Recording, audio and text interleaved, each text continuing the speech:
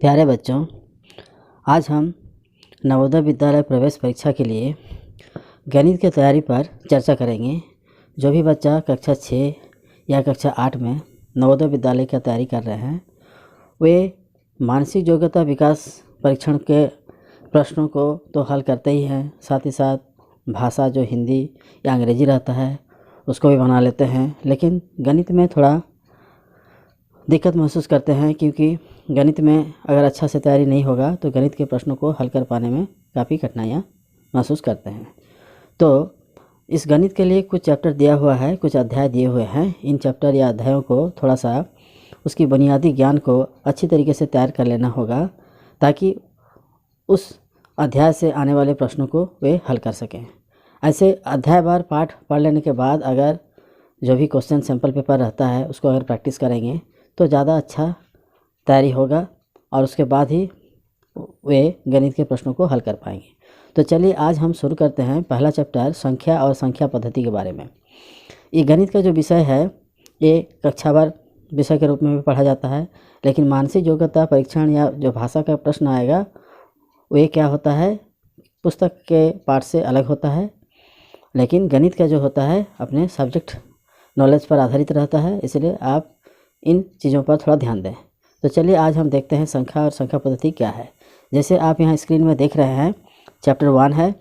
इसमें हम लोग गिनती के संख्याओं को जैसे लिखते हैं या संख्याओं को जैसे लिखते हैं, हमारे पास 10 अंक होते हैं 0 से लेकर 9 तक, यानी 0 1 2 3 4 5 6 7 8 9। यही अंकों से ही हम सभी तरह के संख्याओं को लिख पाते हैं। तो एक एक करके अब हम देखेंगे कि इन संख्याओं को किस तरह से हम वर्गीकरण करते हैं या इनके प्रकार, तरह तरह के प्रकार होते हैं इन संख्याओं को लेकर, तो उसके बारे में हम लोग जानते हैं। इसके परिभाषा जानेंगे और उसके उदाहरण जानेंगे तो हम समझ पाएंगे कि किस तरह से इन संख्याओं को हम लोग समझ सकते हैं। तो देखिए, पहला है प्राकृतिक संख्या, जिसको हम नेचुरल नंबर्स कहते हैं। जो बच्चे हिंदी या अंग्रेजी मीडियम के हैं वे दोनों ही इससे लाभान्वित हो सकते हैं, पहले समझ सकते हैं, उसके बाद वे अपने लैंग्वेज के आधार पर प्रश्नों को हल कर सकते हैं। तो नेचुरल नंबर्स क्या होता है, गिनती के संख्याओं, 1 से शुरू होता है गिनती के संख्याओं, और 1 से, जैसे देखिए यहाँ उदाहरण दिया हुआ है 1 से 9 तक लिखा हुआ है, फिर डॉट डॉट दे के छोड़ दिया गया है। इसका ये मतलब होता है कि इन संख्याओं को हम अनंत तक लिख सकते हैं, चाहे जितना दूर भी चाहें हम इसको लिख सकते हैं। आप गिनते चले जाइए 1 से शुरू करते हुए, और ये सारे संख्याएँ हम लोग प्राकृतिक संख्याओं के रूप में जानते हैं। तो इस तरह से प्राकृतिक संख्याओं को हम लोग पहचानते हैं। दूसरा देखिए पूर्ण संख्याएं, जिसको होल नंबर कहते हैं। इन प्राकृतिक संख्याओं में अगर 0 को हम जोड़ देते हैं, इस समूह में, प्राकृतिक संख्याओं के समूह में अगर 0 को जोड़ लेते हैं तो इन समूह को हम क्या बोलेंगे, पूर्ण संख्याएं कहेंगे, यानी होल नंबर कहेंगे। तो इस तरह से प्राकृतिक संख्याएँ और पूर्ण संख्याओं में अंतर हम लोग देखते हैं। अब हम चर्चा करते हैं पूर्णांक संख्याएँ।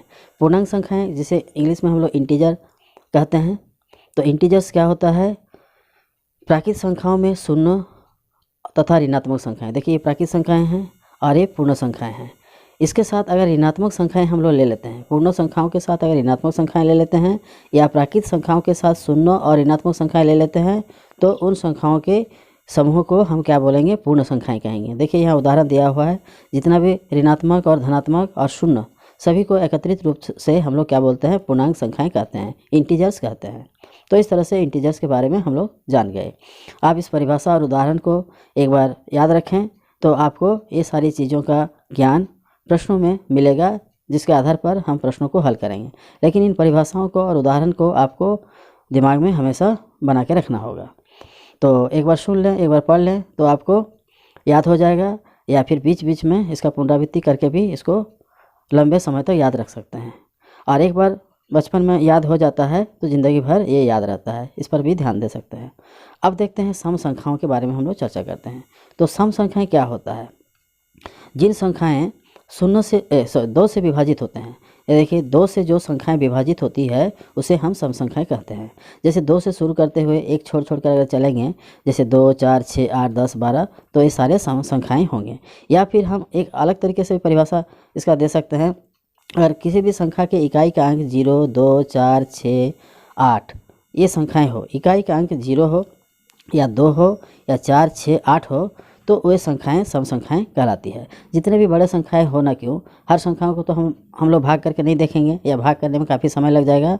तो वैसे में क्या करेंगे, हम उन संख्याओं के इकाई के अंक को देखेंगे और इकाई का अंक अगर 0, 2, 4, 6 और 8 हो जाए रहे, जैसे देखिए 6 है, 4 है, 2, 0, 8, तो उन संख्याओं को हम क्या कहेंगे, सम संख्याएँ कहेंगे। तो इस तरीके से हम सम संख्याओं को याद रखेंगे या पहचानेंगे। 2 से जो संख्या विभाजित होती है वो तो सम संख्या होती है, लेकिन बड़े से बड़े संख्या जब दिया जाता है तो उसको विभाजित करके देखना संभव नहीं हो सकता है। इसलिए हम इकाई के अंक को देखते हैं और इकाई के अंक 0, 2, 4, 6 और 8 होना चाहिए, तब हम उन संख्याओं को सम संख्याएँ कहेंगे। अब चलते हैं विषम संख्याएँ। सम संख्याओं को क्या बोलते हैं, इवन नंबर बोलते हैं, और विषम संख्याओं को क्या बोलते हैं, ऑड नंबर्स बोलते हैं। तो ऑड नंबर्स को कैसे जानेंगे, जो 2 से विभाजित नहीं होता है उसे विषम संख्याएँ कहेंगे।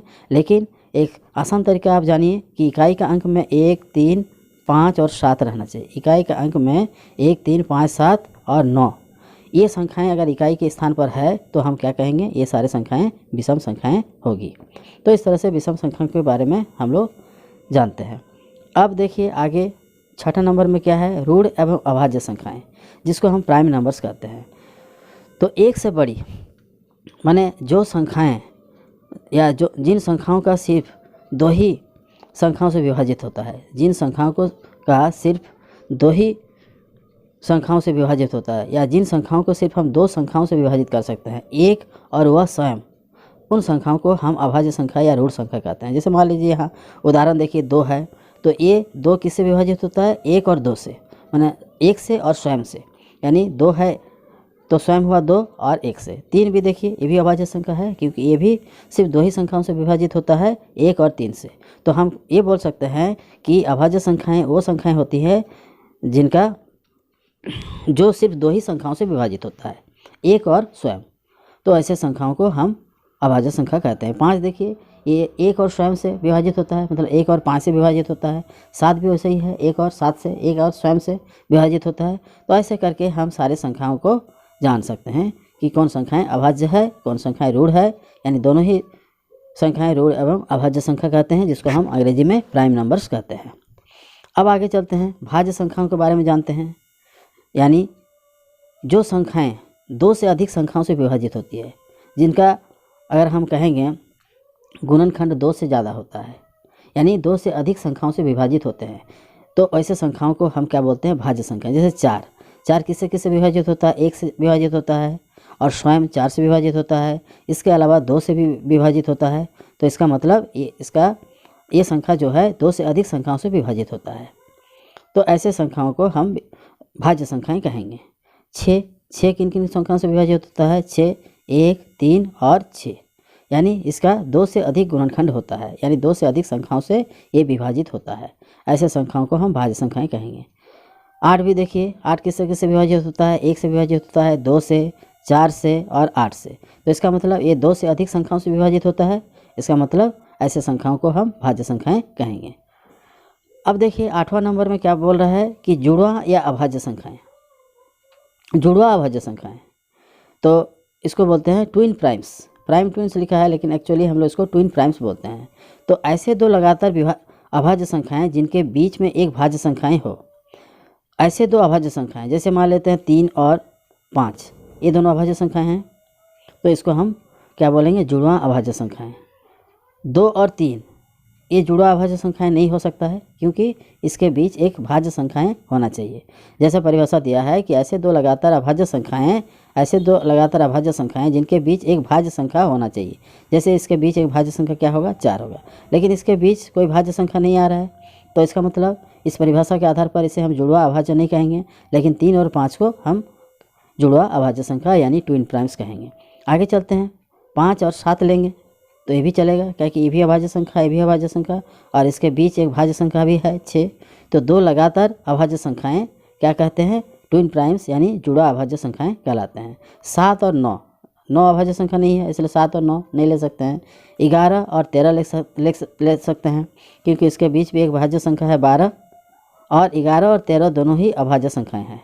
तो लगातार अभाज्य संख्या ही हुआ 11 और 13, तो इसका मतलब ये भी जुड़वां अभाज्य संख्याएँ होगी। इस तरह से 17 और 19, उसके बाद आता है 17 और 19, ये भी जुड़वां अभाज्य संख्याएँ कहा जाएगा। अब देखिए अगला हम लोग देखते हैं सह अभाज्य संख्याएँ किसे कहेंगे।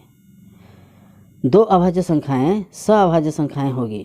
दो संख्याएं जिनमें एक के अतिरिक्त कोई उभयनिष्ठ ना हो, मतलब दो संख्याएं, कोई भी दो संख्याएं, ऐसा कोई जरूर नहीं है कि अभाज्य संख्याएं होना चाहिए। यहाँ लिख रहा है सहभाज्य संख्याएं, लेकिन ये दोनों संख्याएं अभाज्य संख्या होना जरूरी नहीं है। लेकिन क्या होना जरूरी है कि दो संख्याएं जिनमें एक के अतिरिक्त उभयनिष्ठ न हो। इसका मतलब क्या हो रहा है कि 9 का गुणनखंड अगर हम निकालते हैं तो 9 किससे किससे विभाजित होता है, 1, 3 और 9 से।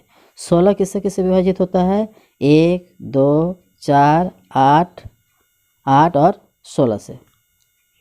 तो इसके आधार पर हमें बताना है कि कौन सा सहभाज्य संख्या है। तो देखते हैं। तो हम लोग देख रहे थे सहभाज्य संख्याएं, कोई भी दो संख्याएं जिसका अभाज्य गुणनखंड, मतलब दोनों का उभयनिष्ठ गुणनखंड एक के अलावा कोई दूसरा संख्या ना हो। तो 9 किससे किससे विभाजित हो रहा है, 1, 3 और 9 से विभाजित होता है, यानी 9 का गुणनखंड हो गया 1, 3 और 9। 16 का गुणनखंड अगर निकालेंगे यानी किससे किससे विभाजित होता है, 1, 2, 4, 8 और 16। तो देखिए यहाँ दोनों में एक उभयनिष्ठ के रूप में है, लेकिन इसके अलावा कोई और संख्या उभयनिष्ठ के रूप में नहीं है। तो ऐसे संख्याओं को यानी 9 और 16 को हम क्या बोलेंगे, सहअभाज्य संख्याएं, को प्राइम नंबर।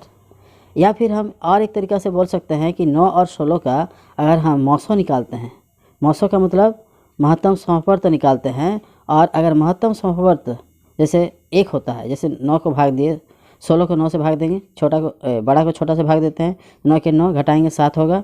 अब 9 विभाजित नहीं करेगा 7 को, तो क्या करेगा, 7 9 को विभाजित करेगा, तो 7 1 के 7 घटाएंगे 2 होगा।